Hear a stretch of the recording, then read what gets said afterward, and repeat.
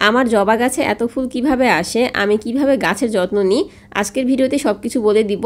একটু ধৈর্য ধরে ভিডিওটি দেখবেন। প্রথমত যেই সব গাছে রোদের প্রয়োজন সেগুলো অবশ্যই রোদে রাখতে হবে। আমার এই বেলকনিতে সকাল থেকে বিকাল পর্যন্ত রোদ আসে। যে গাছগুলো রোদের প্রয়োজন আমি সেগুলো এই বেলকনিতে রাখি। একটা আপু প্রশ্ন করেছিল উনার জবা গাছে নাকি ফুল আসে না, কেন ফুল আসে না সেটা উনি জানতে চেয়েছেন। তো আলহামদুলিল্লাহ আমার এই ছোট্ট জবা গাছটাতে প্রতিদিন একটা না একটা ফুল থাকেই।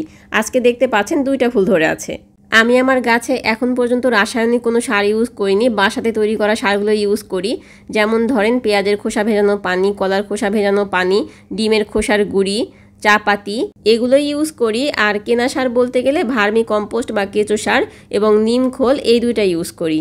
কোন সার কিভাবে ব্যবহার করি এটা যদি আপনারা দেখতে চান অবশ্যই কমেন্ট করে জানাবেন।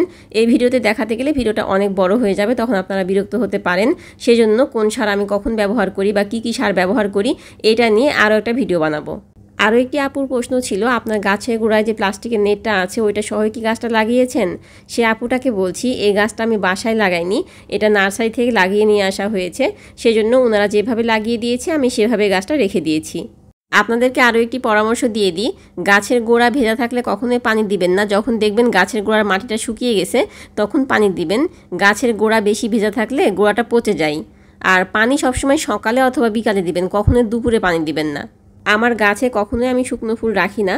যখন দেখি ফুলটা শুকিয়ে যাচ্ছে তখনই এটাকে তুলে ফেলে দিই, কারণ এই ফুলগুলো থাকলে দেখতে খুব একটা ভালো লাগে না। তাছাড়া এই ফুলটা তো শুকিয়ে এমনিতে ঝরে পড়বে, আর যতদিন ঝরে না পড়বে গাছে থাকবে ততদিন এই গাছে যে সারগুলো ইউজ করব সেগুলো এই ফুলটা গ্রহণ করবে।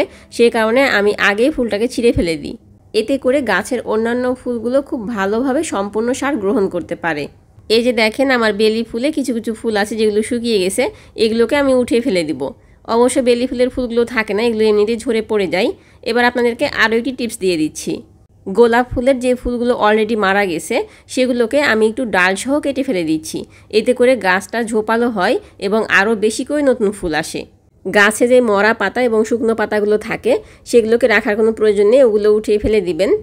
এই যে দেখেন এই গোলাপ ফুলের গাছটা আমি অলরেডি কাটিং করে রেখেছি, এখানে নতুন পাতা গজিয়েছে, এখান থেকেই ফুলের কুঁড়িও হবে। গোলাপের এই গাছটা দেখেন একটা ফুল অলরেডি ফুটে আছে আর কতগুলো ফুলের কুঁড়ি হয়েছে। এই কুঁড়িগুলো যখন ফুল হবে, তারপর যখন ফুলটা মারা যাবে তখন আমি এগুলোকে কেটে ফেলে দিব। বেলি ফুলের এই গাছটারও ফুল ঝরে গেছে, এটাও আমি কাটিং করে নিব। তো আমি কোন জায়গাটা কাটছি আপনারা একটু লক্ষ্য করে দেখেন। ফুলের যে ডালটা আছে তার নিচে দেখবেন কুশি বের হচ্ছে, তো ওই কুশিটা আমি কাটবো না, কুশিটা রেখে দিয়ে তার উপর থেকে কেটে নিব। এভাবে কেটে নিলে কুশিটা আবার বড় হবে এবং ওখান থেকে ফুল ধরবে। গাছ যখন বড় হয়ে যাবে তখন গাছটাকে খুব সুন্দর করে কাটিং করে নিতে হবে চারপাশ থেকে, এতে করে গাছটা দেখতেও ভালো লাগবে। আর আমরা যেহেতু বারান্দাতে গাছ লাগাচ্ছি, গাছটা খুব বেশি বড় হলে দেখতে ভালো লাগে না আর ফুলও কম আসে। আমি যে গাছ সম্পর্কে অনেক বেশি জানি সেটা না, তারপরেও আপনাদের যদি কোনো কিছু জানার থাকে আমাকে কমেন্ট করে জানাবেন। সেই বিষয়ে যদি আমি কিছুটা জেনে থাকি অবশ্যই চেষ্টা করব আপনাদের কমেন্টে রিপ্লাই দেওয়ার। যারা একেবারে নতুন বাগানি আমার এই ভিডিওটি তাদের জন্য, যারা আগে থেকে গাছ লাগাচ্ছেন তারা তো সব কিছু জানেন। আজকে এখানেই বিদায় নিচ্ছি, দেখা হবে পরবর্তী কোনো ভিডিওতে। সবাই ভালো থাকবেন। আল্লাহ হাফিজ, আসসালামু আলাইকুম।